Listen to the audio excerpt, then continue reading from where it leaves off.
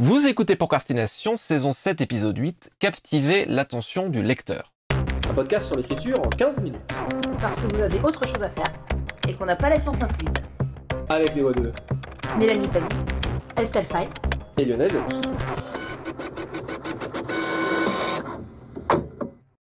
Bon alors, on cause. Ça fait maintenant 7 ans qu'on est là. Mais en fait, c'est un peu bien le but de captiver l'attention du lecteur. Alors bon, on cause depuis 7 ans, mais en vrai, on fait comment pour captiver l'attention du lecteur?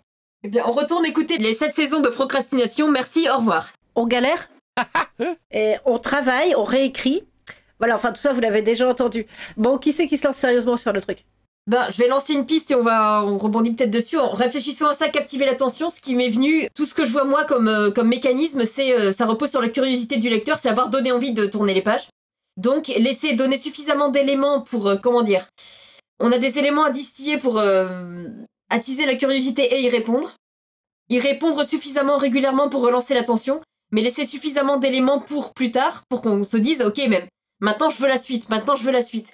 Je veux les éléments qui me manquent pour comprendre la situation, pour savoir comment une situation est résolue, mais pour moi c'est la carotte quelque part au bout on a un bâton avec une carotte qui est ce que le lecteur veut savoir. On l'agite devant son nez, mais on le fait reculer de plus en plus jusqu'à la fin du livre.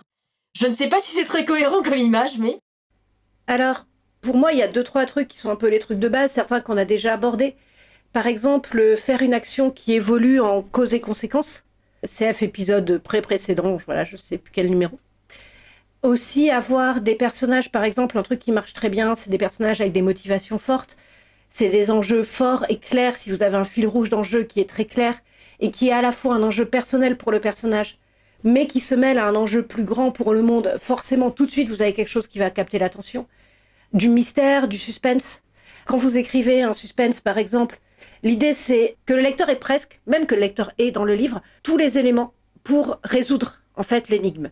Mais que ces éléments soient placés de manière assez subtile et surtout que vous, de votre côté, vous fassiez une histoire tellement prenante que le lecteur n'a pas le temps de s'attarder sur ces éléments-là. Et en plus que vous mettiez des fausses pistes, des coups de projecteur ailleurs. Bref, vous pouvez aussi créer un jeu de pistes auquel le lecteur se laisse prendre une première fois et il sera à la fois content de s'être laissé prendre, de s'être fait surprendre, tout en sachant que il avait tous les éléments et tout en pouvant relire le livre ou ne serait-ce qu'y repenser en se rendant compte qu'effectivement il avait tout sous les yeux, que c'est juste vous qui l'avez assez bien dissimulé. Donc voilà, savoir dissimuler des éléments, créer un suspense. Aussi, par exemple, faire des personnages qui aient vraiment des prix à payer, qui souffrent vraiment. C'est ça qui va attacher un lecteur. De voir comment un personnage va s'en sortir, refuser les solutions faciles. Ça, moi, ça me sort d'un récit, personnellement, comme lectrice. Voilà, après, il y a plein de choses qui sont un peu les bases de comment retenir l'attention, on va dire, comme dit Mélanie Fazi. Pas forcément de tous les lecteurs, mais qui sont les trucs un peu simples pour retenir l'attention, en fait. Après, simple, c'est jamais simple à mettre en œuvre. Il y a quelques structures de base qui sont aussi très efficaces, vous pouvez les trouver pareil. Donc une structure en 3 ou en 5/4, c'est efficace pour telle et telle raison, ça vous avez plein de manuels d'écriture dessus. Donc pour moi, il y a 2 questions. La première, c'est effectivement connaître de fait, je dirais pas tant des trucs que des techniques qui sont efficaces pour capter l'attention d'un lecteur. Créer des cliffhangers en fin de chapitre, par exemple, savoir découper son chapitrage en cliffhanger, varier les rythmes. Alors soit vous pouvez maintenir l'attention du lecteur en faisant un rythme très effréné, très rapide, mais ça peut lasser aussi. Donc plus conseillé, c'est vraiment d'alterner des rythmes rapides et puis des scènes où ça va se poser un peu. Mais jamais laisser complètement l'attention retomber non plus, c'est-à-dire, mine de rien, si vous avez une scène très très heureuse, par exemple, et tout, faites sentir que derrière, il y a une menace sourde qui est là quand même, et la laissez pas complètement oublier. Et en tenant cette tension-là, vous allez, pareil, toujours tenir le lecteur en haleine. Voilà, donc c'est toutes ces techniques-là que vous pouvez découvrir au fil donc des méthodes d'écriture, au fil des épisodes de procrastination. Après, une question qui me paraît d'autant plus intéressante pour moi, c'est surtout pourquoi voulez-vous capter l'attention du lecteur? De quelle manière? En jouant sur quoi? En disant quoi, quelque part, au lecteur? Et là, on entre dans des trucs qui poussent peut-être le jeu un peu plus loin, et pousser le jeu un peu plus loin, c'est toujours plus intéressant. Je voulais rebondir en disant, je suis d'accord avec tout ce que tu viens de dire. Mettre en garde peut-être sur le fait de savoir doser tout ça. Parce que quand tu parles par exemple des cliffhangers de fin de chapitre, j'ai un livre en tête que je ne nommerai pas, qui m'avait exaspéré parce que l'auteur avait pris ça un petit peu au pied de la lettre trop. Et il y avait un cliffhanger type gros suspense, grosse annonce de danger, littéralement à chaque fin de chapitre, qui en général on tournait la page et il ne se passait rien du tout. Là, j'avais envie de passer le bouquin par la fenêtre. Et également cette idée de faire souffrir un personnage, attention. Alors, je suis pas une lectrice typique, mais un personnage à qui il arrive des malheurs constamment, moi, ça ne crée pas une empathie, ça me le rend antipathique profondément. Je sais pas pourquoi, il y a un truc d'identification qui ne se fait plus si le personnage passe son temps à souffrir. Donc dans tous les cas, comme pour énormément de choses, il faut réussir à doser assez finement. Alors clairement, il y a une question de dosage. Sur le prix à payer, disons aussi l'une des impasses dont il faut se méfier, c'est d'abord l'acharnement de souffrance pour rien. Encore une fois, ça dépend de ce que vous voulez faire aussi. Si quelque part vous voulez faire du torture porn, donc à la Hostel, après tout, vous allez faire ça parce que c'est ça que vous cherchez comme effet. Et ce que vous cherchez à retenir comme spectateur ou comme lecteur, c'est des lecteurs qui viennent chercher ça. Disons, dans les personnages ou dans les tropes qui sont plus difficiles, entre guillemets, à faire passer auprès des lecteurs, il y a par exemple le personnage qui reste complètement passif face à des souffrances, qui essaye pas de s'en sortir, qui essaye pas de se rebeller. Et ça va être un personnage dont le lecteur va plus facilement se détacher. Et effectivement, quand un personnage résiste à une souffrance, ou quand même quand il arrive à s'en sortir, même s'il s'en sort avec des cicatrices, il va plus facilement susciter l'empathie du lecteur, et on va plus facilement s'accrocher à lui parce que justement il y a cet espoir-là. En fait, c'est tout ce qui va créer des tensions aussi, quoi. Et ce qui va créer des tensions, c'est pas juste un personnage qui va donc prendre avec une passivité extrême toutes les horreurs que la vie va déverser sur lui. C'est un personnage qui va résister, qui va se battre et tout. Évidemment aussi, il y a la cohérence de personnage et ne pas aller trop vite non plus. Par exemple, ça c'est l'axiome dernière saison de Game of Thrones où tout va tellement vite et il y a des retournements de personnages tellement vite et tellement peu cohérents que ça perd l'attention du lecteur. Donc faut faire attention aussi à ça. Sur les questions d'équilibre, il y a aussi l'équilibre entre répondre à certaines attentes du lecteur, mais aussi jouer avec les attentes. Mais jouer avec les attentes sans perdre la cohérence. Et encore une fois, contre-exemple, donc la dernière saison de Game of Thrones. Mine de rien, pour le coup, un bon truc. Aussi pour toutes ces questions techniques, en fait, quand vous cherchez un peu des boulons techniques. C'est évidemment de lire et de décortiquer les textes et en général les œuvres qui marchent, mais aussi, mine de rien, de vous intéresser aux textes et aux œuvres qui ne marchent pas. Et de vous demander pourquoi là, ça ne marche pas. Que ce soit ça ne marche pas pour moi, comme ça vous saurez ce que vous voulez faire, ou ça ne marche pas selon un consensus plus général. Et en observant pourquoi donc une œuvre ne fonctionne pas, pourquoi votre attention se relâche, pourquoi une œuvre a tout à coup perdu des lecteurs, perdu des spectateurs, vous allez apprendre des choses aussi. Donc n'hésitez pas à interroger non seulement les bons textes ou les bons films, ou etc. Enfin, vous savez que moi, vraiment, je pioche dans tous les médias. Mais n'hésitez pas aussi, encore une fois, à interroger les œuvres ratées, les œuvres foirées, pour vous demander justement qu'est-ce qui a fait qu'elle foire, en fait, et comment faire différemment. Je suis d'accord avec beaucoup de choses que tu viens de dire, c'est juste un petit détail sur lequel j'ai rebondi tout à l'heure. Je suis étonnée d'entendre sur ce que tu dis sur la passivité et l'action. Et là, je réagis à nouveau en tant que lectrice. Je suis pas sûre que ce soit universel. Moi, je trouve qu'un personnage passif peut être extrêmement intéressant si soit il y a une raison derrière sa passivité, soit ça fait partie de l'essence du personnage de l'être. Et qu'à l'inverse, un personnage d'action, peut-être plus jeune, notamment adolescente, il m'était impossible de m'attacher, de m'identifier à un personnage actif, parce que pour moi, c'était un personnage inatteignable. Donc, je suis pas aussi catégorique que toi, mais alors après, on s'éloigne du sujet. Je trouve que on peut inverser ça. On est au contraire complètement dans le sujet. Ce qu'il y a, c'est qu'il y a des techniques qui fonctionnent pour, on va dire, facilement pour une majorité de textes, mais ça veut pas du tout dire que c'est des absolus, au contraire. Et dans un prochain épisode, justement, on va questionner l'une des choses qu'on présente très très souvent à Fortuner en scénar comme un absolu ultime, mais c'est plus des choses qui présentent plus de difficultés et il va être plus difficile souvent de faire accrocher une grande partie du lectorat à un personnage, pas forcément pareil, quand je dis un personnage d'action, c'est pas forcément un héros d'action, mais quelqu'un qui va avoir au moins une réaction. Oui, mais c'est de ça que je parlais en fait, c'est de ça que je parlais précisément. Oui, non mais après voilà, c'est comme je dis, c'est pas du tout non plus un absolu, et par exemple un personnage passif peut être hyper passionnant. Juste plus difficile de créer une empathie pour, en général, une majorité du lectorat, voilà, pour plein de raisons. Mais c'est pas parce que c'est plus difficile qu'il faut pas le faire, ou c'est pas parce que c'est plus difficile que ça va parler à personne. Et il y a des personnages... alors ça, c'était quand j'étais jeune, on avait essayé de me faire accrocher à la... Alors pas la BD, la série animée Princesse Sarah sur une petite orpheline à qui il arrivait plein de misère. Alors c'est drôle, j'y pensais à ça justement. Voilà, et je sais que c'est un personnage qui a touché plein de gens. Moi, il me touche pas pour plein de raisons. Mais effectivement, c'est un personnage qui touche plein de gens. Après, elle est pas complètement passive non plus. Par exemple, elle garde une noblesse de caractère, si on peut dire, au sens, elle garde vraiment une colonne vertébrale morale très forte, et malgré tout aussi de l'espoir, quand même, pendant toute la série, quoi que ce soit qui lui arrive. Donc c'est pas non plus un personnage qui est juste, comment dire, quand je parle de personnage passif, c'est par exemple, voilà, les filles dans certains mauvais films d'horreur qui sont vraiment juste des sacs de chair qui sont bons à se faire balader et à subir les pires avanies, quoi. Oui, ça c'est autre chose. C'est pas tant un personnage qui n'est pas dans l'action forte. J'allais rebondir parce que précisément, c'est drôle, je pensais à cet exemple de Princesse Sarah, je sais que beaucoup de gens sont horripilés par le côté donc passif du personnage. Je sais que moi, vers 10-11 ans, c'est un personnage qui me parlait énormément parce que ça parlait finalement de l'impression d'impuissance qu'on peut avoir adolescent dans un monde où ce sont les adultes qui décident. Et c'est peut-être un des personnages auxquels je me suis le plus identifiée adolescente, justement.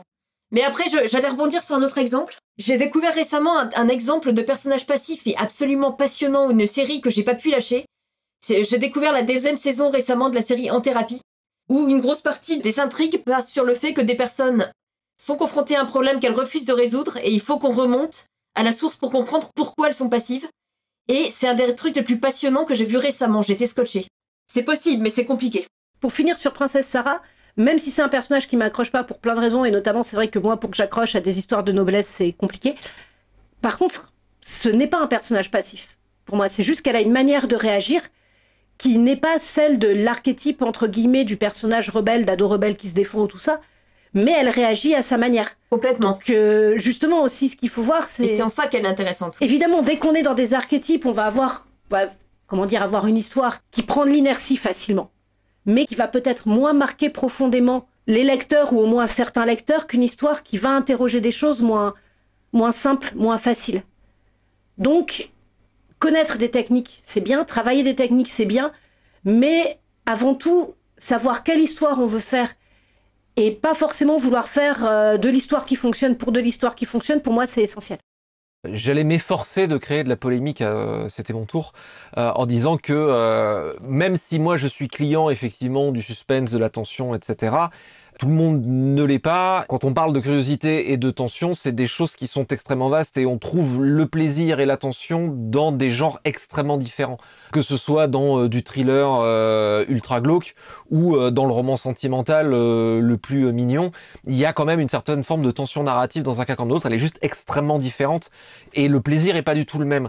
Sur cette histoire de personnage actant ou pas actant, l'humble grille des lectures que je me suis composé là-dessus et qui est un sujet qui, je vais peut-être ouvrir une boîte de Pandore et c'est peut-être un truc sur lequel il faudrait revenir, c'est que en fait, à mon avis, là, le trait d'union qui, d'après ce que vous dites, me semble unir le truc.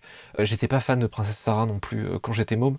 C'est la différence entre la gentilité et le libre arbitre. Les deux concepts existent. Alors, je suis pas ethnologue, hein, donc mes excuses par avance. Et d'ailleurs, peut-être même que là, je montre moi totale incompétence sur le sujet parce que c'est probablement même pas la bonne discipline, peut-être plus de la sociologie. Mais bref, le libre arbitre, c'est être en possession de ses moyens et de sa liberté pour agir. La gentilité, c'est la capacité à ce que ses actes soient suivis de conséquences, globalement. Et dans la fiction, par nature, le libre arbitre n'existe pas, puisque l'œuvre, elle a été écrite, on sait bien que les gens ne peuvent jamais suivre que le chemin qu'ils suivent sur la page ou dans le cinéma, etc. Par contre, ce qui tient lieu pour moi de substance ou dans ce qu'on vient de dire qui peut éventuellement générer de l'intérêt pour le lectorat, c'est quand il y a de la gentilité, c'est-à-dire quand le personnage, il est susceptible d'être moteur ou actant de son environnement. Et ça veut pas dire par là que ça va devenir un super héros d'action qui va faire des trucs. Par contre, si on prend l'exemple de Princesse Sarah où effectivement elle conserve son compas moral, c'est que, en gros, en prenant plein la poire en permanence, elle conserve malgré tout le choix et la liberté de ne pas tomber dans, en gros, de pas devenir ce qu'elle déteste, quoi. Elle garde la résolution et la capacité de se dire, confrontée à ça avec ma liberté de choix hyper réduite, mais de toute façon, tu es une héroïne de fiction, ta liberté de choix est exactement nulle, puisque de toute façon, ton histoire est écrite. Elle garde la capacité d'influencer son environnement narratif en faisant ce choix-là. Et pour moi, c'est ça qui tient l'illusion de libre arbitre dans la fiction. C'est pas le libre arbitre, c'est la gentilité. Je peux être pas d'accord avec Lionel ? Oh non, je me sentais bien, là. Oh. Ouais. Et alors, bon, je trouve que tout ce que tu dis, c'est super passionnant, mais que c'est pas forcément la seule manière de voir les choses. Comme d'habitude, hein, mais je sais qu'on est tous d'accord là-dessus.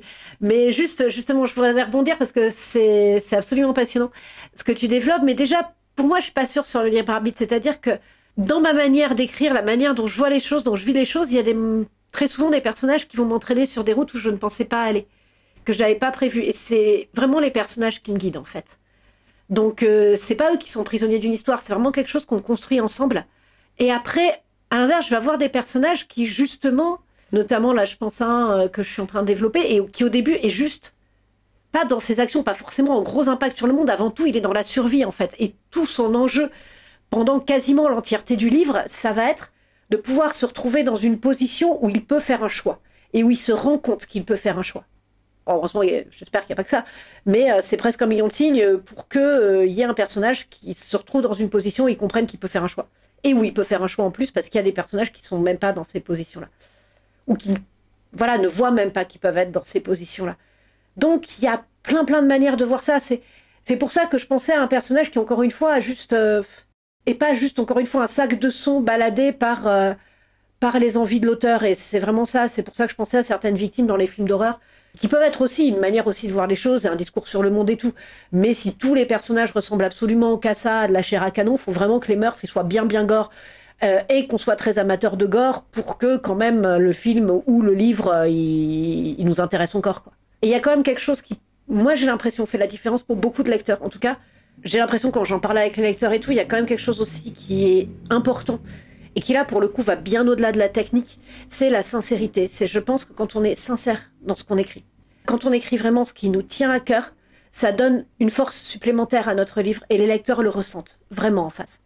Entièrement d'accord, juste sur le coup de la gentilité libre arbitre du personnage. En fait, là pour le coup je me plaçais résolument du point de vue de la réception où le truc existe. Évidemment, nous quand on écrit, on est le jouet de choses qui nous dépassent. J'en suis puissamment convaincu. Et quelque part, pour moi, chaque fois qu'il y a un lecteur qui lit l'histoire, il la réinvente aussi, et il va pas l'interpréter de la même manière non plus. Donc il y a cette marge de liberté du lecteur, pour qui les actions, les réactions des personnages vont résonner différemment aussi. Enfin, oui, les mots sont à un moment fixés, mais la réception des mots n'est jamais fixe aussi. Donc il y a une plus grande... Le livre est à la fois un objet fini, mais donc quelque part, la réception peut être infinie, quoi. Et ça fait partie des paradoxes qui font que, voilà, que j'adore les lire et que je continue à lire et que je continue à écrire. Magnifique, super conclusion. Une petite citation pour terminer. On devrait vraiment définir un page-turner par le fait que la page qu'on lit est tellement bonne qu'on ne supporte pas de la quitter. Mais il y a aussi la suivante, qui sera peut-être aussi géniale que celle-ci. John Burnside, Scintillation. C'était Procrastination, merci de nous avoir suivis. Maintenant, assez procrastiné, allez écrire.